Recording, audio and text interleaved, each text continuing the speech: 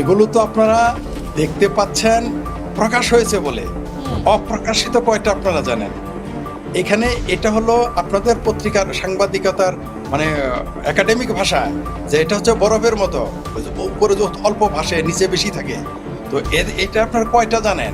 আমাদের কাছে যেগুলো তথ্য আছে এই মুহূর্তে বাংলাদেশে যে আপনি কল্পনা করতে পারবেন না।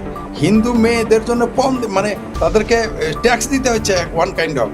যাদের ঘরে হিন্দু সুন্দর মেয়ে আছে, সুন্দর বউ আছে, তাদের চাঁদা দিয়ে বেঁচে থাকতে হচ্ছে। এটা আপনারা জানেনই না, এটা আপনারা কল্পনাও করতে, আপনার কাছে কেউ স্বীকার করবে না। কিন্তু আমাদের কাছে যেগুলো ফোন করে, আমাদের কাছে এগুলো রেকর্ড আছে, আমরা আপনাকে চাইলে আপনার দিতে পারি, কিন্তু তাদের নিরাপত্তার বিঘ্নিত হতে পারে বলে ভয় আমরা অনেক কিছু বলতে পারি না, আরো বিপদে পড়বে।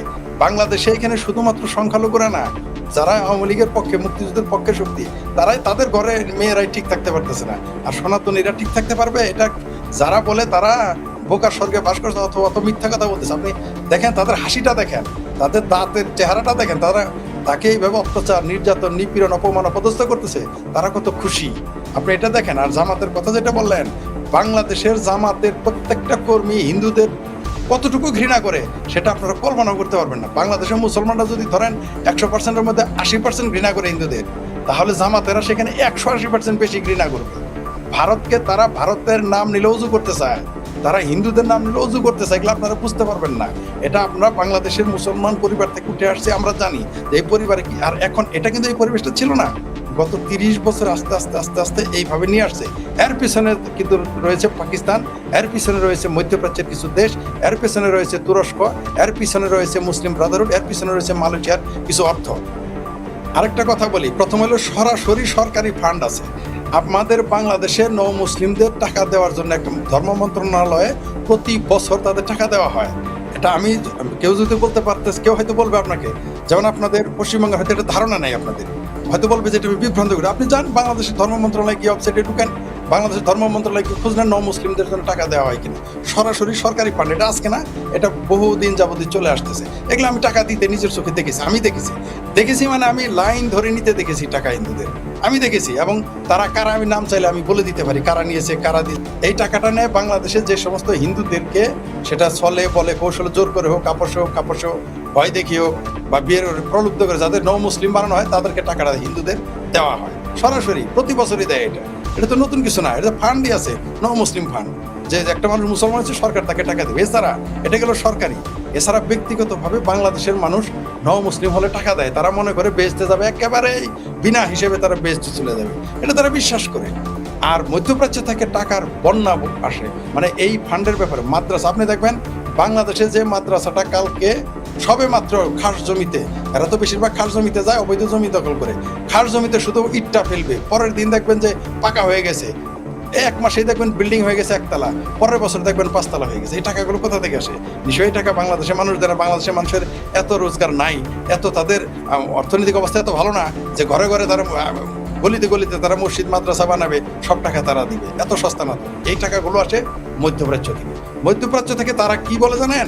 ওইখানে গিয়ে বলে বাংলাদেশে হিন্দুদেরকে মুসলমান বানাইতে হবে এবং বাংলাদেশটাকে হিন্দু রাষ্ট্র যাতে না হয়, এই হিন্দু, আসল কথাই আমি ভুলে গেছি, বাংলাদেশে যদি হিন্দু থাকে তাহলে একদিন বাংলাদেশ হিন্দু রাষ্ট্র হয়ে যেতে পারে। এই কথাও তারা এখন প্রচার চালায়, যার জন্য দেখবেন ইসকনের বিরুদ্ধে। আপনি তো ইদানিং দেখলেন 24 সালের পরে যে ইসকনের নেতা চিন্ময় কৃষ্ণ দাসকে গ্রেপ্তার করা হলো বিনা দোষে, এবং তাকে এখনো জেলে রাখা হয়েছে। এবং অদ্ভুত একটা ব্যাপার, তার পক্ষে উকিল নিতে দেয় না। আপনি কল্পনা করতে পারেন, একটা মানুষ, একটা খুনি, একটা মানবতা বিরোধী অপরাধের অপরাধী হলো, তার পক্ষে উকিল নেওয়ার তার একটা সাংবিধানিক অধিকার, তার একটা নাগরিক অধিকার, সারা পৃথিবী স্বীকৃতি দিয়ে তার নাই।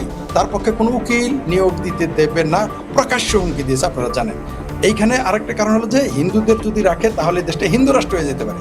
ইসকনের বিরুদ্ধে তারা এটা বেশি লেগেছে, কারণ তারা মনে করে যদি ইসকনের খুবই সাংগঠনিক ক্ষমতা বাংলাদেশে কিন্তু বেশি না, তারা একটা ছোট ঘর নেয়, সেখানে মন্দির ঘোষণা করে, সেখানে কীর্তন করে, আসে যায়, কিছু গরিব মানুষ আসে, মানে কিছু সাধারণ মানুষ আছে, বেশিরভাগই আসে না। কিন্তু তারপরে তারা ইসকনের বিরুদ্ধে যাচ্ছে কেন? তারা মনে করে ইসকন যদি থাকে বাংলাদেশ হিন্দু রাষ্ট্র হয়ে যাবে। এটা মধ্যপ্রাচ্যে তারা বলে যে এদেরকে তাহলে তাড়াতে হবে। দুইটা কারণ, একটা হলো এদের অর্থ দিয়ে কনভার্ট করো অথবা তাদের তাড়িয়ে দাও।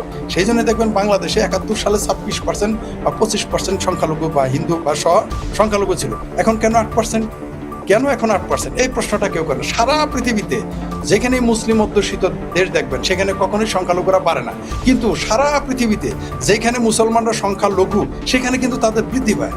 এই সাইকোলজি, এই ইতিহাসটা, এই যে ডেমোগ্রাফি চেঞ্জ, এগুলো নিয়ে কেউ কথা বলে না। সিরিয়া হওয়ার পথে না, সিরিয়া হয়ে আছে, এখন শুধু ঘোষণা দেওয়া বাদ। বাংলাদেশ যে এমনিতে জাপান তো বলেনি যে বাংলাদেশ সাউথ এশিয়ার মধ্যে বাংলাদেশ ইজ এ টাইম বোমা, এমনিতে বলেনি।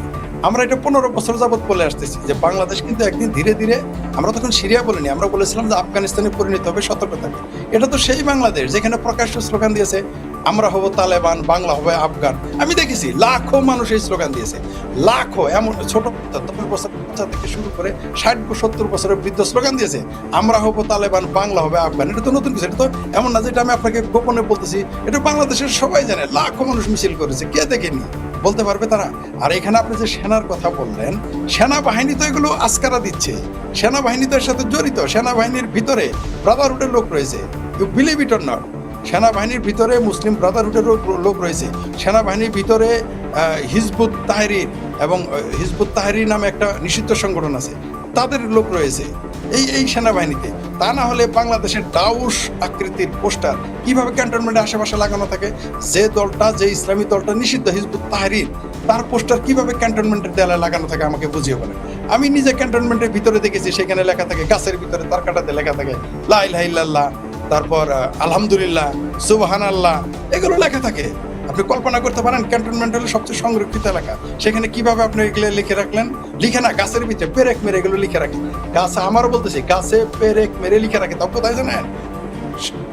প্রধানমন্ত্রী শেখ হাসিনার যে 3 প্রতিরক্ষা মন্ত্রী ছিলেন, আমি কোনো কারণে সেখানে গিয়েছিলাম, কোনো এক কারণে আমাকে সেখানে নিয়ে গিয়েছিল একটা, মানে কোনো এক কন্ট্রাক্টের ব্যাপারে, কন্ট্রাক্ট মানে এমইএসএ, প্রতিরক্ষা মন্ত্রণালয়ের আন্ডারে, আমি নামটা টেকনিক্যাল কারণে বলতে পারলাম না, তিনি আমাকে নিয়ে গেছিলেন, চলো এখানে যাই ঘুরতে।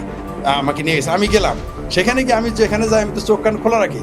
আমি অবাক হয়ে গেলাম, যেগুলো অজপাড়া গায়ে, গাছে, দেয়ালে, স্টেশনে লিখে রাখে সুবহানাল্লাহ, আলহামদুলিল্লাহ, আল্লাহু আকবার, এগুলো লেখা রাখে। আমি তাকে দেখি সেখানে লিমিনেটিং করে গাছের ভিতরে লাগানো। এটা তো সবচেয়ে সংরক্ষিত এলাকা, আপনি সেখানে কিভাবে লাগাইলেন আমাকে বলেন? আমাকে বলেন, এটা কি সম্ভব কিনা? পুলিশ স্টেশনের, পুলিশের যে হেডকোয়ার্টার, সেখানেই তো আপনি পারবেন না।